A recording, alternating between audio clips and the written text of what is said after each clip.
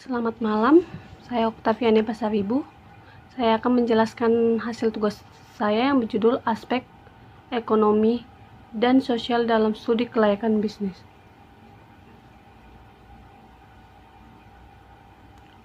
Yang pertama kita akan membahas tentang pengertian aspek sosial ekonomi.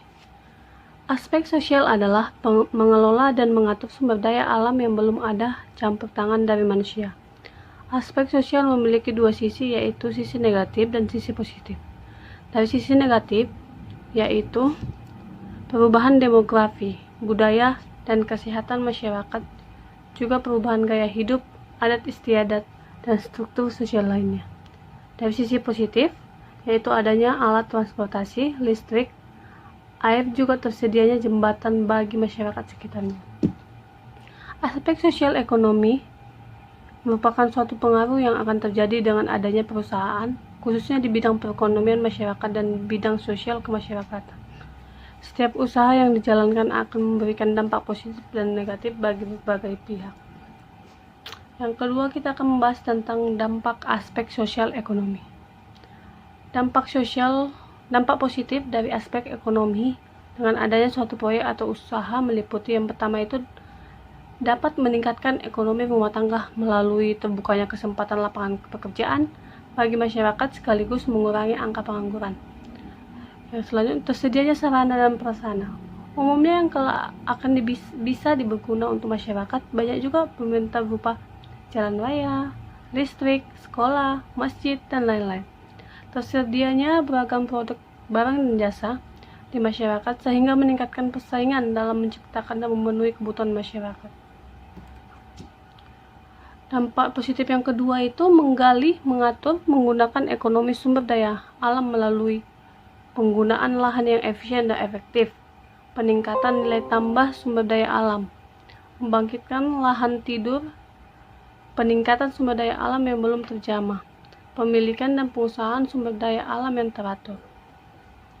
Dampak positif yang ketiga itu meningkatkan perekonomian pemerintah, yaitu menambah peluang dan kesempatan kerja bagi masyarakat, pemerataan pendistribusian pendapatan. Yang ketiga itu peningkatkan devisa negara.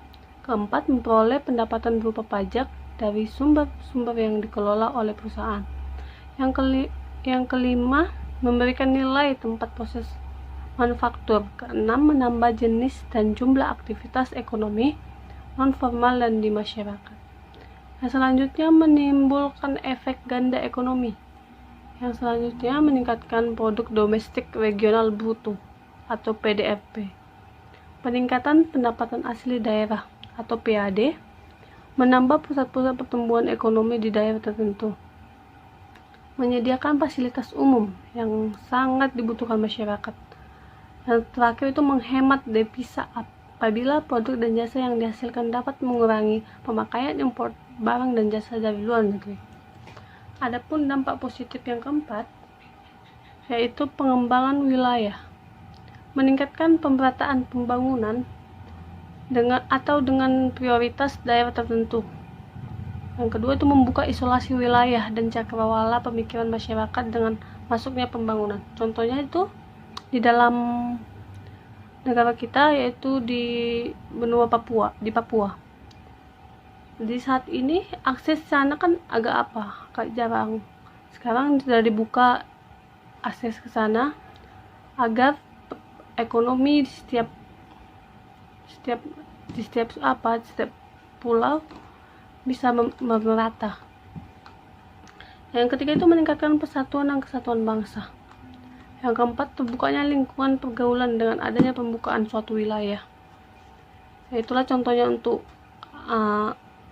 lingkungan seperti harga minyak, harga BBM yang sama di setiap wilayah.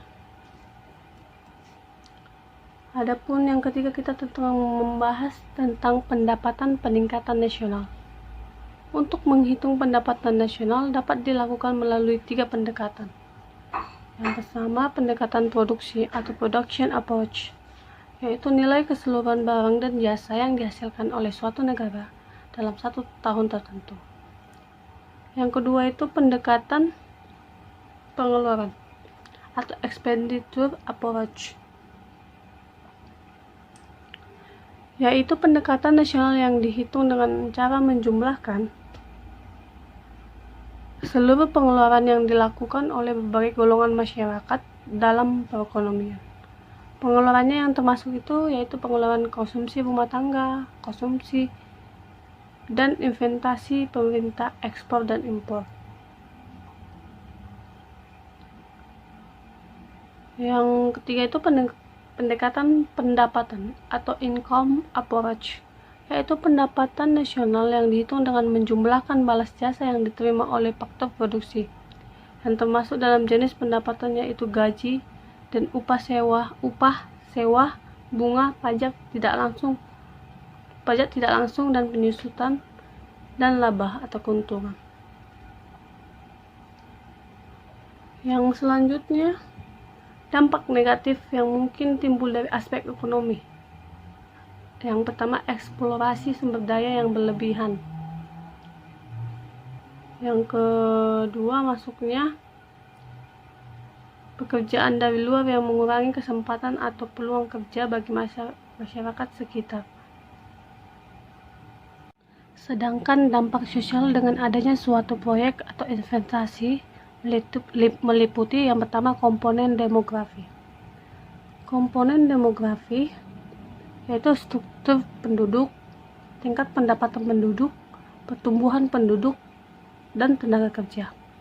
Yang kedua itu komponen budaya.